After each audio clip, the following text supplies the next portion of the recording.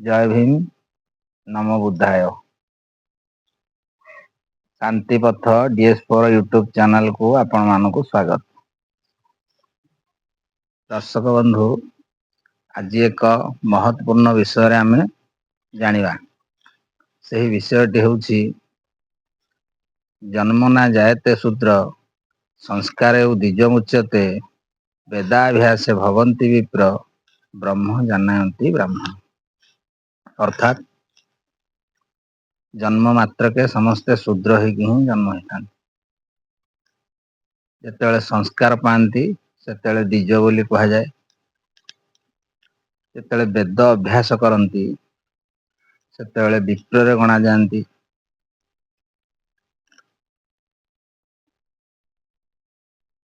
ଯେତେବେଳେ ବ୍ରହ୍ମକୁ ଜାଣନ୍ତି ବା ଚିହ୍ନନ୍ତି ସେତେବେଳେ ବ୍ରାହ୍ମଣ ବୋଲି କୁହାଯାଏ। ଏହି ବ୍ରହ୍ମଙ୍କ ବିଷୟରେ କହିଲେ ହୁଏତ ସରିବ ନାହିଁ, କିନ୍ତୁ ଏହାକୁ ସଂକ୍ଷେପରେ କହିବି। ଯିଏ ବ୍ରହ୍ମ ସେ ହେଉଛନ୍ତି ଈଶ୍ୱର। ପ୍ରଥମେ ତ ଶ୍ରୀକୃଷ୍ଣ ଅର୍ଜୁନଙ୍କୁ ବୁଝେଇଥିଲେ ଈଶ୍ୱରେ ସର୍ବଭୂତାନୁ ହୃଦୟସୁ ତିଷ୍ଠନ୍ତି ଅର୍ଜୁନ ବ୍ରହ୍ମଣ୍ୟ ସର୍ବଭୂତାନୁ ଯନ୍ତ୍ରଣା ରୁଢ଼ିନ ମାୟା। ଅର୍ଥାତ୍ ଈଶ୍ୱର ସମସ୍ତଙ୍କ ହୃଦୟରେ ବିରାଜମାନ ଅଛନ୍ତି। ଦିନେ ଉଦ୍ଧବଙ୍କୁ ଶ୍ରୀକୃଷ୍ଣ କହିଲେ, ହେ ଉଦ୍ଧବ, ତୁମ୍ଭେ ବଦ୍ରିକା ଆଶ୍ରମ ଚାଲିଯାଅ, ସେଠାରେ ରହିବ। ଉଦ୍ଧବ କହିଲେ, ନାହିଁ ପ୍ରଭୁ, ମୁଁ ବଦ୍ରିକା କାହିଁକି ଯିବି? ସକଳ ତୀର୍ଥ ତ୍ୱଚରଣେ ମୁଁ ବଦ୍ରିକା ଯିବି କି କାରଣେ? ଆପଣ ତ ମୋର ଭଗବାନ, ଆପଣ ହେଉଛନ୍ତି ଆମର ଈଶ୍ୱର, ମୁଁ ବଦ୍ରିକା କାହିଁକି ଯିବି? ଶ୍ରୀକୃଷ୍ଣ କହିଛନ୍ତି, ଭାଗବତ ଲେଖା ଆଜ୍ଞା, ତ୍ରିଗୁଣେ ସଙ୍ଗ ଯାର ନାହିଁ ଉଦ୍ଧବ ଈଶ୍ୱରଟି ସେହି। ଶ୍ରୀକୃଷ୍ଣ କହୁଛନ୍ତି ତ୍ରିଗୁଣ ଅର୍ଥାତ ସତ, ରଜ, ତମ ଏହି ତ୍ରିଗୁଣରେ ଯାହାର ସଙ୍ଗ ନାହିଁ ସେ ହେଉଛନ୍ତି ଈଶ୍ୱର।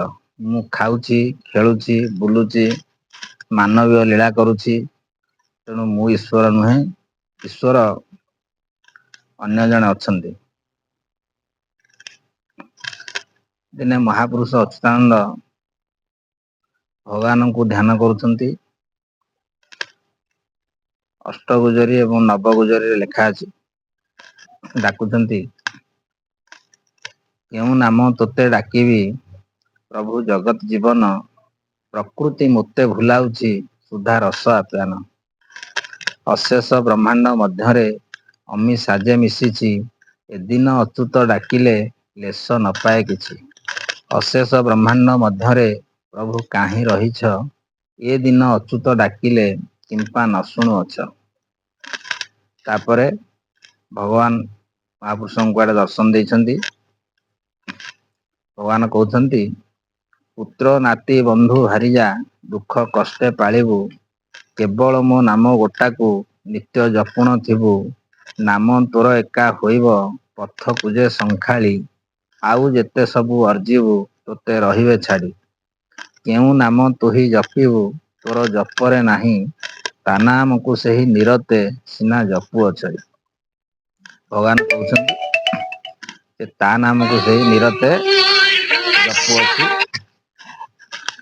ତା ନାମକୁ ସେହି ନିରତ ଜପୁଅଛି ବୋଲି ଭଗବାନ କହୁଛନ୍ତି।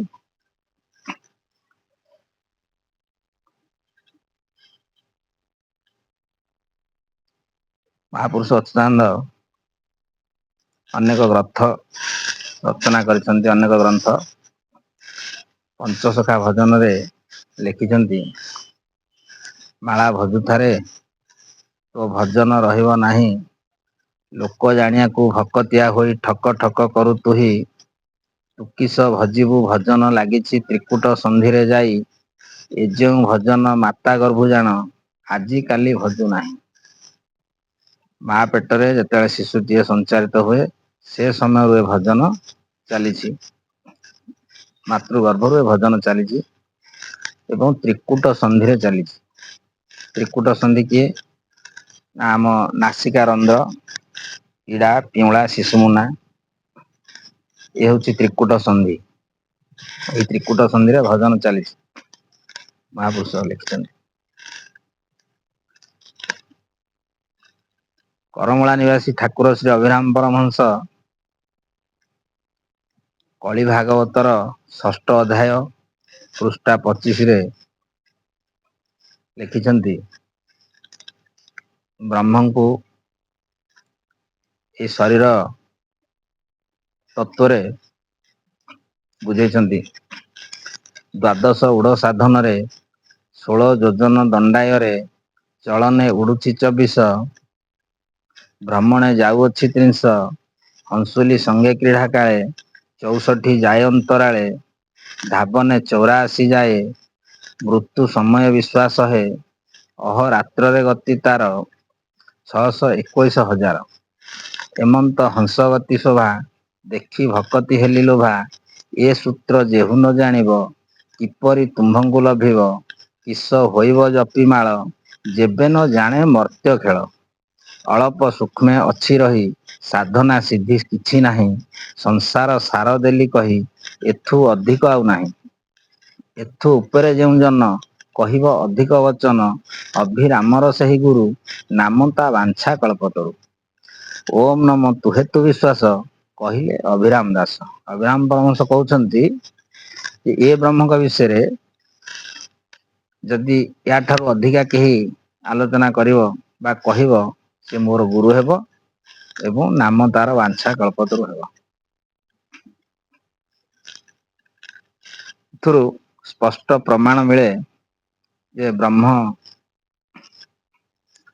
ପ୍ରକୃତରେ ଆମ୍ଭର ଶ୍ୱାସ ପ୍ରଶ୍ୱାସ ନିଶ୍ୱାସରେ ଗତିଶୀଳ ହେଉଛନ୍ତି ଆମ ସମସ୍ତଙ୍କର। ପ୍ରତି ମିନିଟରେ ଆମର ଶ୍ୱାସ ଏବଂ ପ୍ରଶ୍ୱାସର ଗତିଶୀଳ ହେଉଛି 15 ଥର। ପ୍ରତି ମିନିଟରେ 15 ଥର ନିଶ୍ୱାସ ଏବଂ ପ୍ରଶ୍ୱାସ ଆମର ଯାଏ ଏବଂ ଆସେ।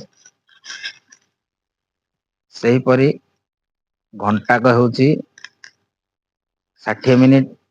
ସେହି 60 ମିନିଟ୍ ଭିତରେ 900 ଥର ଶ୍ୱାସ ଏବଂ ପ୍ରଶ୍ୱାସ ଆମର ଯିବା ଆସିବା ହୁଏ ଘଣ୍ଟାକ ଭିତରେ। ଦିନ ରାତି ମିଶି 24 ଘଣ୍ଟା। ସେହି 24 ଘଣ୍ଟା ଭିତରେ 21,600 ଥର ଆମ୍ଭର ଶ୍ୱାସ ଏବଂ ପ୍ରଶ୍ୱାସ ଚାଲେ। ବର୍ଷକ ହେଉଛି 365 ଦିନ।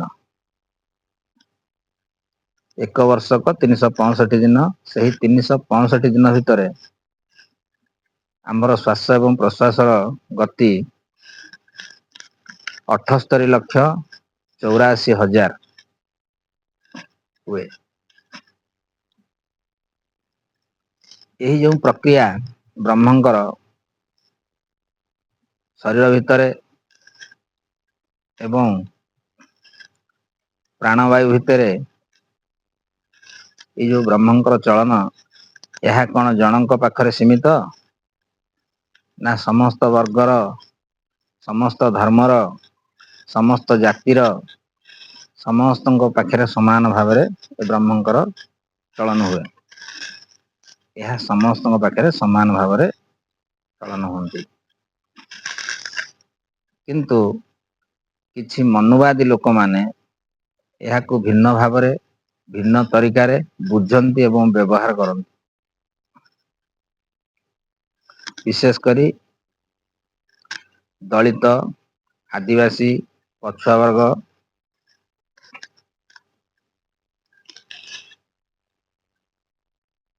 ଏମାନଙ୍କ ଉପରେ ଜାତି ପ୍ରଥା, ଛୁଆଁଅଛୁଆଁ ଭେଦଭାବ, ମାନସିକ ଗୋଲାମୀ ଏବଂ ଘୃଣା, ଅପମାନ ମନ୍ଦିର ମଠ, ସାମାଜିକ କାର୍ଯ୍ୟ, ଭୋଜି ଭାତ ଏଥିରୁ ଏମାନଙ୍କୁ ବଞ୍ଚିତ କରାଯାଏ। ବଞ୍ଚିତ କରନ୍ତି ଏମାନଙ୍କୁ। ଯେଉଁ ବ୍ରହ୍ମ ଏକ ବ୍ରହ୍ମ ଦ୍ଵିତୀୟ ନାସ୍ତି, ଅଖଣ୍ଡ ବ୍ରହ୍ମକୁ ଯଦି ଖଣ୍ଡ ଖଣ୍ଡ କରାଯାଏ, ଏହା କଣ ବ୍ରହ୍ମ ବିରୋଧୀ ବା ଈଶ୍ୱର ବିରୋଧୀ ନୁହେଁ କି? ଦର୍ଶକ ବନ୍ଧୁ, ଆଜକୁ ଶହ ଶହ ବର୍ଷ ଧରି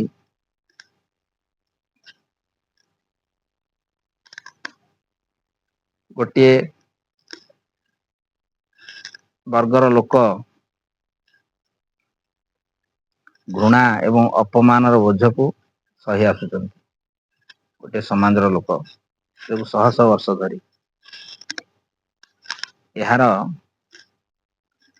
ଅନ୍ତ କେବେ ଆଉ କେମିତି ହେବ, ଏହା ଆପଣ ମାନଙ୍କର ବିଚାର କରିବେ। ଏତିକି କହି ମୁଁ ରହୁଛି। ପୁଣି ଆସିବି ଆଉ ଏକ ନୂଆ ଭିଡିଓରେ। ରହୁଛି। ଜୟ ଭୀମ, ନମୋ ବୁଦ୍ଧାୟ।